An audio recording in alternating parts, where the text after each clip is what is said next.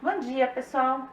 Hoje a gente vai preparar o nosso fermento para a nossa aula de pão. O que vocês vão precisar para fazer esse fermento?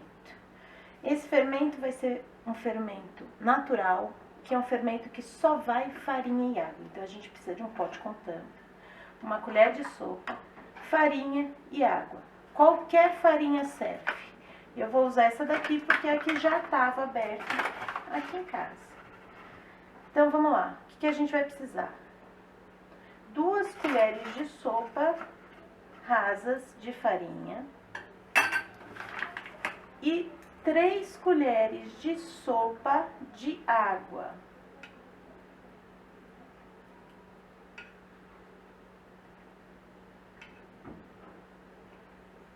Bom, o que a gente vai fazer com isso agora?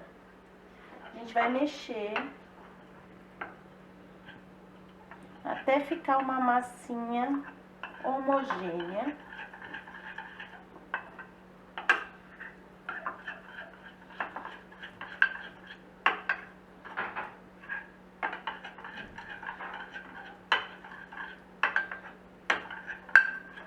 Como essa aqui.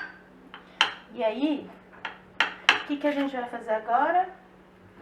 A gente vai tampar o pote e colocar esse pote num lugar escuro e seco. Se ele puder ser mais quentinho, não vamos pôr na geladeira, que senão não vai dar certo. Se for um lugar, tipo um armário mais quentinho, vai ser melhor, tá bom? Ah, professora, mas é isso que vai virar o nosso fermento? É exatamente isso aqui, só farinha e água. O que ele faz? Ele vai pegar as bactérias presentes no ambiente e vai transformar isso aqui no nosso fermento, tá bom? Oi, pessoal! Eu vou fazer alguns adendos ao longo do vídeo para conversar com vocês sobre alguns aspectos biológicos envolvidos aqui na preparação do levain. Não só as bactérias, que a Ju comentou, mas uma ampla variedade de organismos, inclusive as leveduras, estão presentes por toda parte, inclusive aqui no ar. E tudo bem, não se desesperem. Esses micro-organismos têm papéis essenciais no equilíbrio, na dinâmica da matéria e da energia entre os seres vivos. Os micro-organismos que povoarão o levain, eles estão presentes no ar porque eles são microscópicos. Então, eles são erguidos e levados pelas correntes de vento, assim como pequenos fragmentos da poeira. Agora, imaginem vocês a sorte de ser uma bactéria ou uma levedura e cair justamente em cima de uma massa que vai dar origem ao levain. Ali tem muito alimento, umidade, para esses seres se desenvolverem e se proliferarem. O calorzinho moderado que a Juliana comentou é bastante importante, porque sem ele o metabolismo desses organismos fica bastante lento e a gente não teria um desenvolvimento apropriado do levain. Pessoal, o levain é uma comunidade complexa de micro-organismos e eles que vão dar as características do pão. Um levain cultivado aqui vai ser completamente diferente de um levain cultivado em outras regiões do planeta, porque cada região está povoada por seus próprios micro-organismos, apesar de serem parecidos ou aparentados. Bom, amanhã a gente vai ter que alimentar isso daqui de novo. A gente vai fazer isso por mais 4 ou 5 dias, antes de fazer o pão. Amanhã a gente se fala outra vez. Pessoal, hoje a gente vai continuar alimentando o nosso fermento. Então, só para vocês verem, olha só como ele fica. Ele dá uma fermentada. Se vocês estivessem aqui para sentir o cheiro de azedo, vocês iam conseguir ver. Tá vendo que a massa tá mais aeradinha? E tem umas bolinhas pequenininhas saindo? Significa que o fermento está funcionando. Bom, o que eu vou fazer agora? A mesma coisa de ontem.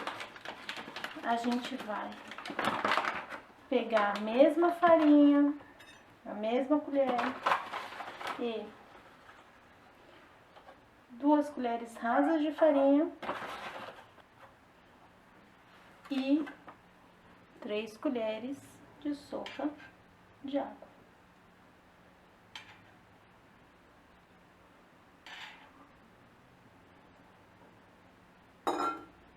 Bom, o que a gente vai fazer agora? Vai mexer com aquele fermento que a gente começou a fazer ontem.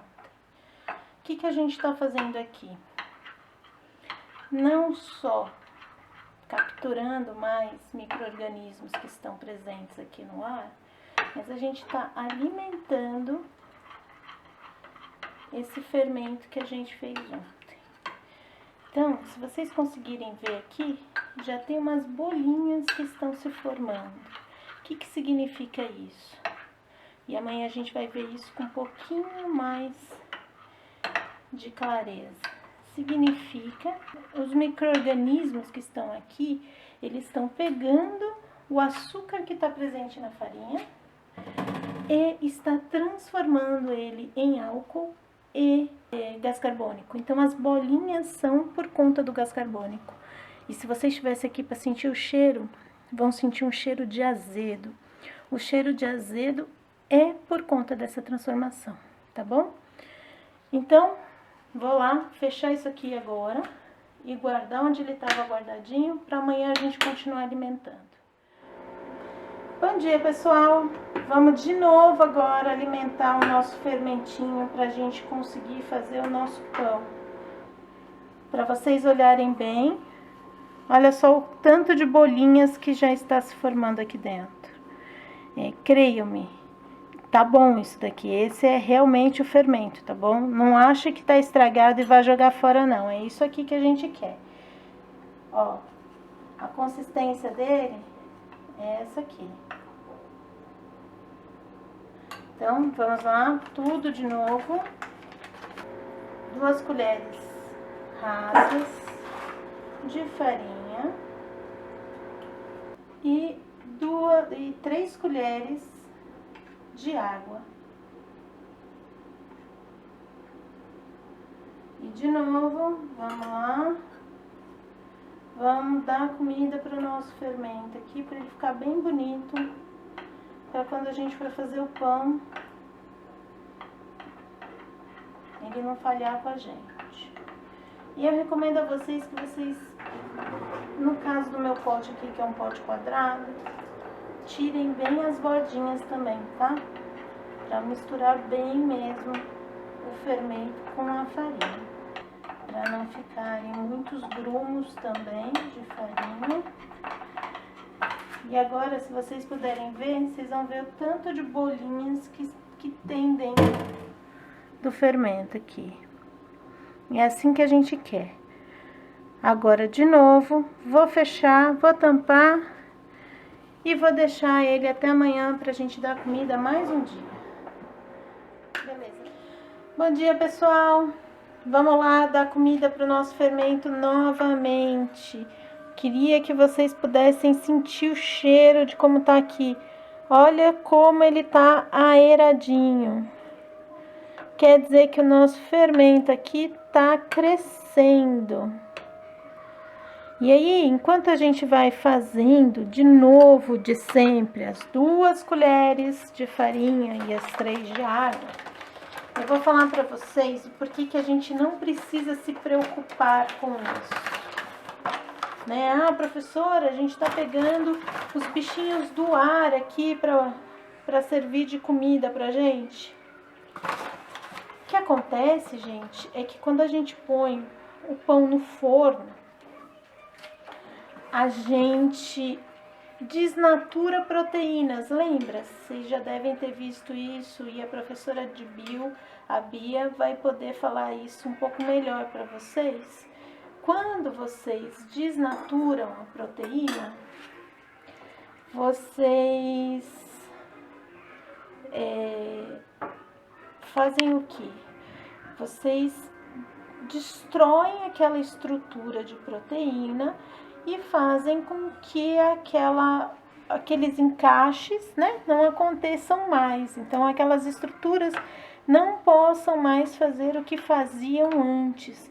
O que acontece é que quando a gente põe o pão no forno depois, a gente mata o fermento, né? A gente desnatura a proteína do fermento. Então, se tivesse algum bichinho aqui que não fizesse tão bem pra gente, o que vai acontecer? Por conta do calor do forno, o bichinho já não faz mais mal pra gente. Olha, a professora Juliana tem razão, gente. Olha só aqui uma figura do que ela acabou de comentar. As proteínas desnaturam com o aumento da temperatura, tá? Isso acontece a partir dos 40 graus Celsius. tá? Então, as proteínas vão perdendo essa estrutura tridimensional enrolada ou dobrada, né? Que dá uma carinha tridimensional para ela e que é responsável pelas funções que essa proteína exerce no nosso organismo. Como as proteínas participam de todas as reações que regem o metabolismo dos seres vivos, logo esses seres vivos que estão dentro do forno vão morrer. Então, aqui, o que a gente vai fazer? Eu vou continuar fazendo igual ontem, vou tentar tirar esses gruminhos aqui, o máximo que puder. E aí, eu queria muito que vocês vissem aqui o quanto tá cheio de bolinhas. Existe uma outra condição que, graças a Deus, mesmo com esse friozão que tá tendo aqui, não aconteceu com a gente. É o seguinte, pode acontecer de em um período, principalmente no período do terceiro para o quarto dia, do fermento não crescer dessa maneira como ele cresceu hoje. E isso também tem uma explicação que a professora Bia vai dar para a gente depois. Mas para vocês verem, esse fermento aqui, ele tá muito bem com a gente aqui, tá se dando muito bem. Então, eu vou fechar ele de novo para amanhã a gente alimentar mais uma vez e poder começar a fazer o pão, tá bom? Uma ótima semana para todo mundo, um beijão! Pessoal, entre o segundo e o terceiro dia de cultivo do levain, pode acontecer o que algumas pessoas acabam chamando de quase morte do levain, entre aspas, tá? O que aconteceu com essa comunidade que aparentemente parou de se desenvolver, parou de produzir aquelas bolinhas de ar que são gás carbônico. Imaginem que nesses 2 primeiros dias de desenvolvimento do levain, a gente tem uma variedade de organismos muito grande, né? De micro-organismos que vieram pelo ar, tá? E pelo próprio grão também, micro-organismos que já estavam lá no momento de moagem do trigo e tudo mais. Bom, esses micro-organismos encontraram uma abundância de alimento, água e oxigênio ali na massa inicial do levain e se proliferaram muito nesses 2 primeiros dias.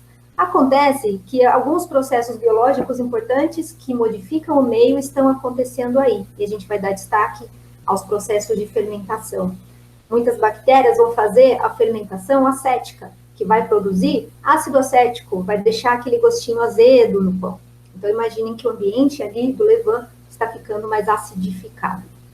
Ao mesmo tempo, algumas bactérias e as próprias leveduras, né, que são fungos microscópicos, elas estão fazendo um processo de fermentação anaeróbia, produzindo etanol e gás carbônico. Etanol é um álcool, né, gente? Então, o ambiente também vai começar a ficar alcoolizado. Se vocês cheirarem o levain, vocês vão ver que tem um cheirinho de álcool mesmo, tá? Bem gostoso. Agora, imaginem esse ambiente novo do levain, tá? Entre o segundo e o terceiro dia, ele já tem bastante álcool, já tem bastante ácido. O oxigênio também está ficando menos disponível, porque afinal ele está sendo disputadíssimo entre os organismos que agora são abundantes. A gente vai ter agora um processo de seleção dos organismos mais aptos a esse novo ambiente. Então, os micro-organismos que não se derem muito bem, não tiverem condições metabólicas de sobreviver tão bem num ambiente alcoolizado, com menos oxigênio e ácido, eles não vão proliferar mais, tá? Ou eles vão ter uma quantidade muito reduzida ou vão sumir. E agora, quem que vai proliferar daí em diante? Bom, são os organismos que são aptos e encontram nesse ambiente condições super favoráveis para o seu desenvolvimento. Com isso, a gente vai ter uma variedade um pouco menor daqueles organismos que formavam a comunidade inicial no levain, mas essa variedade menor vai fazer um grande trabalho de fermentação aí nessa massa do levain. Galerinha, competição pura dos mais aptos nesse ambiente. E aí, pessoal, preparados para uma recapitulação de química? Aproveitando a nossa aula de fermento e pão, eu queria repassar com vocês um pouquinho dos conceitos de química orgânica. Vou compartilhar minha tela com vocês e aí a gente vai lembrar um pouquinho sobre esses conceitos aqui. O que eu quero falar com vocês, já que a gente está falando de fermento, né? E principalmente a gente está falando de uma fermentação natural.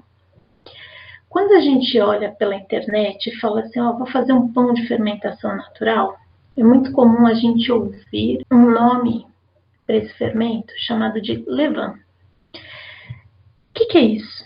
Nada mais é que pegar os micro-organismos presentes no ar que estão ali na hora que a gente está fazendo esse fermento.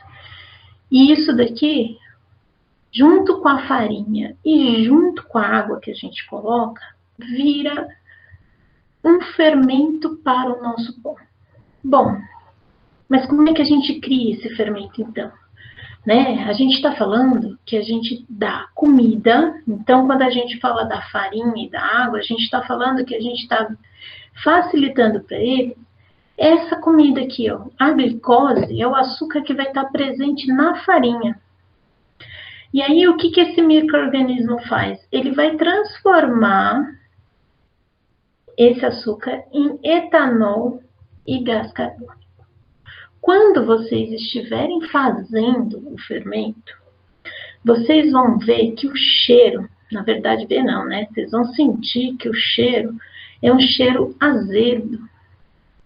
E sim, lembra um pouco o etanol, lembra um pouco essa parte alcoólica. Fizemos essa introduçãozinha sobre o fermento, agora a gente vai lembrar a parte química. Né? Então, a gente está falando que para fazer o fermento aqui, fazer essa fermentação, eu pego a glicose, transformo em etanol mais gás carbônico. Por isso também, quando vocês estão vendo o videozinho de como a gente faz o fermento, vocês veem que ao longo do fermento crescendo, ele vai ficando cheio de bolinhas. É isso aqui, ó, é a liberação do CO2. Eu transformei essa parte de cima aqui, né, essa estruturazinha aqui em cima, na estrutura em bolinhas, porque a gente já vai usar isso daqui logo menos. Mas antes, para recapitular a orgânica, vamos olhar aqui na glicose, que funções orgânicas nós temos? Bom, nós temos funções na glicose similares ao etanol, sim. O OH, que é essa hidroxila, é o que caracteriza o álcool. Então, nós temos álcool aqui e álcool aqui. E esse O aqui entre carbonos? Isso daí é um éter. Lembra? Função éter, o O tem que estar entre dois carbonos. Isso tudo aqui porque nós estamos utilizando esta notação aqui, essa fórmula estrutural. Se a gente estivesse utilizando aquela fórmula estrutural de Fischer, deixa eu pegar a fórmula aqui para ficar mais fácil. Fórmula de Fischer.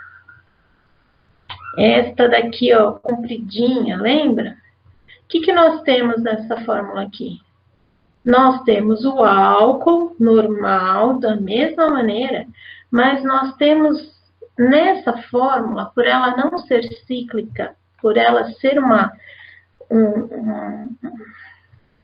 oh, meu senhor, por ela ter uma estrutura aberta, né?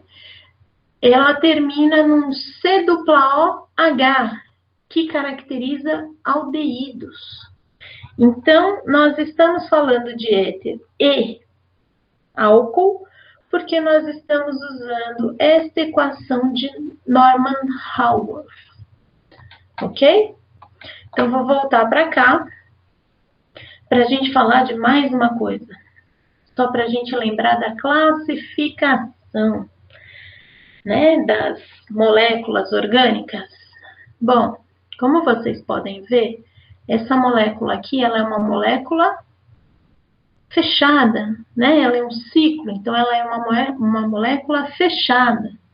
Ah, professora, por que não é mista? Porque nós só temos um outro carbono aqui, ó.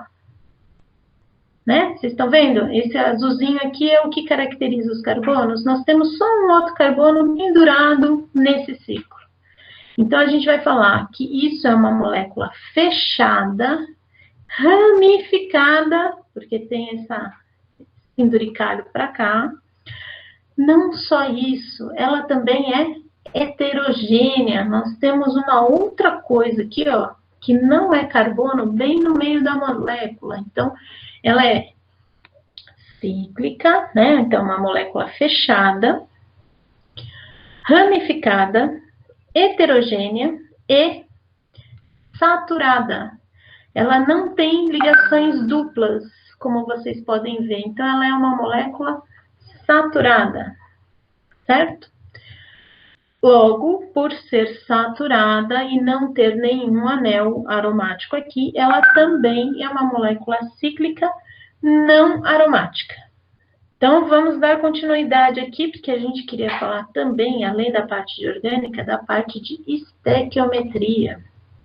E aí eu quero mostrar para vocês o seguinte, olha lá.